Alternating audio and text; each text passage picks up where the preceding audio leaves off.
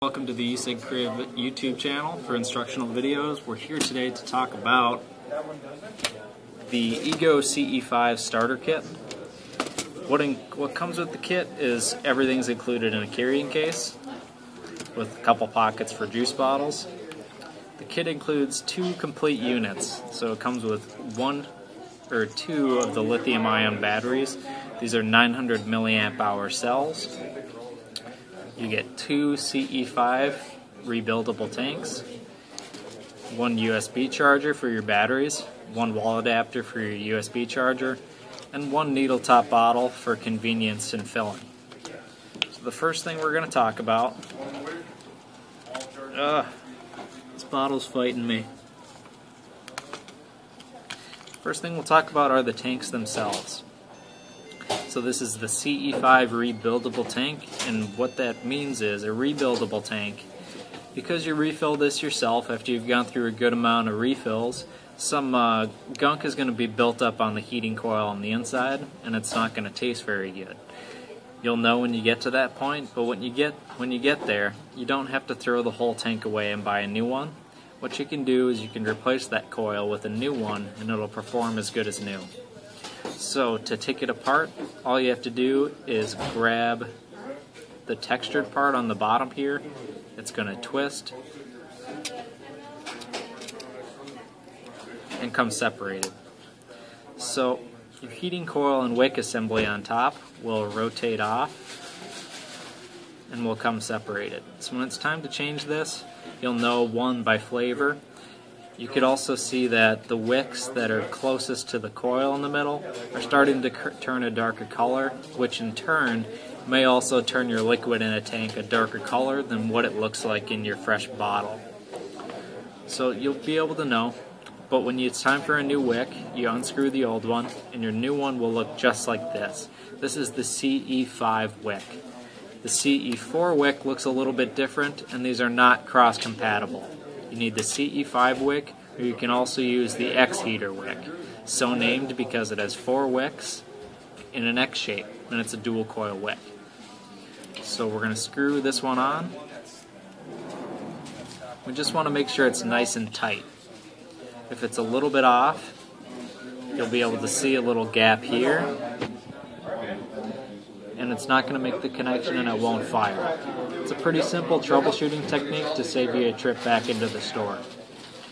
So now that we've talked about the wick, we can go ahead and fill this one up. So we'll tighten the tank assembly back down, and to fill this up, the mouthpiece is going to unscrew. And as you look right in the center, is it focused? You'll see a little hole right in the middle on top of this metal spike.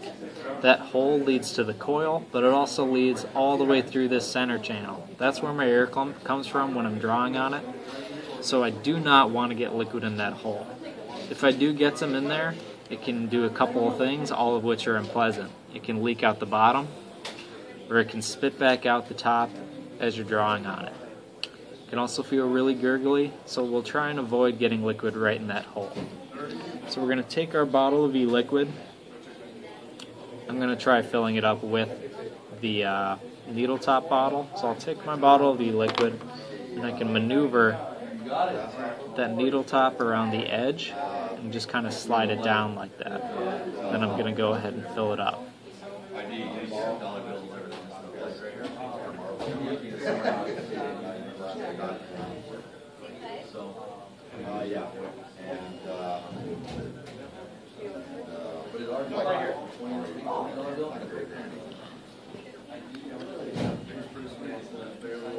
A little bit farther to go. So on the side here, with the darker color of the liquid I'm using, they're a little hard to see, but there are some kind of graduated cylinder markings to show you how high to fill. The 1.6 milliliter mark is the highest you should fill it. If you can't see it because of the liquid color, it's just a little bit shy of where these wicks come out of the atomizer head. If you fill up to the rubber cap or any higher than that, you run the risk of it wicking a little too well, and some liquid's going to get in that center channel, and you can get some leaking. So with the fresh tank, we want to let this kind of sit so the liquid can soak into these wicks and penetrate into the coil. While that is happening, we can talk about the batteries. So your batteries are rechargeable. They also have an on-off protection feature. So you can tell your battery is on. When you press the button, it's going to light up. This one's not lighting up, so it is turned off. To turn it back on so I can use it, I'm going to click the button fast 5 times, and it's going to blink at me. Now when I press it, it's going to illuminate, so that indicates that it would deliver power to whatever tank I'm using. To turn it back off, I'm going to click it fast 5 times once again. Blinking lights, and now it's turned off. So when your battery is on, when you press the button, it's going to fire. The battery doesn't know whether it's in your pocket or a purse, so if it's pressed by accident, it's going to fire, which can potentially burn out your coil if it's pressed for a long enough period of time. So it's a good idea to turn it off when you're storing it somewhere where there's a risk of it being pressed by accident. I can hold down this button till Kingdom Come and it's not going to fire. So, your new kit will come with batteries that have about a 2/3 charge on them, and it's very important to run the batteries completely empty before I recharge them, especially for the first couple cycles of the battery. They will let you know when they need to be recharged, when a couple things will happen. The one you'll notice first, most likely, is that it's no longer producing vapor. And as you look at the button, it's going to be blinking, but in a long, kind of warning light pattern. So when that happens, we're going to take our USB charger, attach it to the wall adapter, and when it's attached to the wall, plugged in, this light's going to be green, and this light will be green.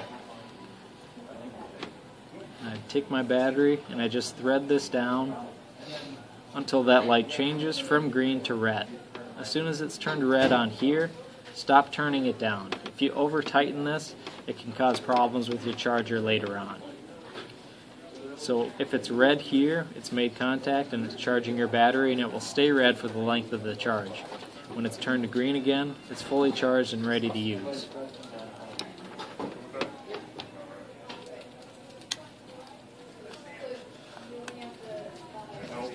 So at this point, it is soaked in pretty well, and I'm going to give it a try on my battery. I'm going to turn it on first.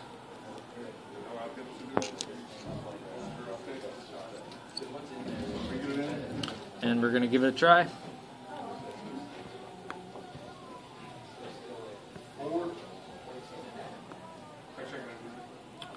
Working great.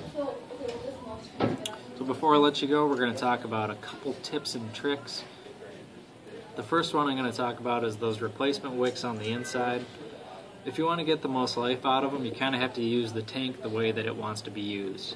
It works by the wicks on the side kind of dip into your liquid and soak it up into the coil, but it doesn't do it completely, doesn't do it too fast. So you kind of have to help it along sometimes so it stays wet on the top.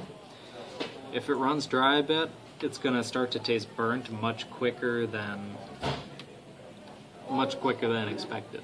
So to keep it wet on top, you want to keep the wicks nearest the coil saturated.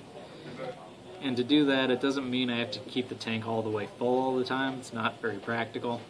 But before I go to use this, if I'm about to take, let's say, a lot of quick drags to get some nicotine in me, I know that feeling. Before I do so, I'm just going to kind of tilt it and twirl it. So you'll see some liquid flow up to saturate those wicks that are nearest the coil. It also helps to use it horizontal so the liquid can flow up and replenish itself versus vaping it straight up and down.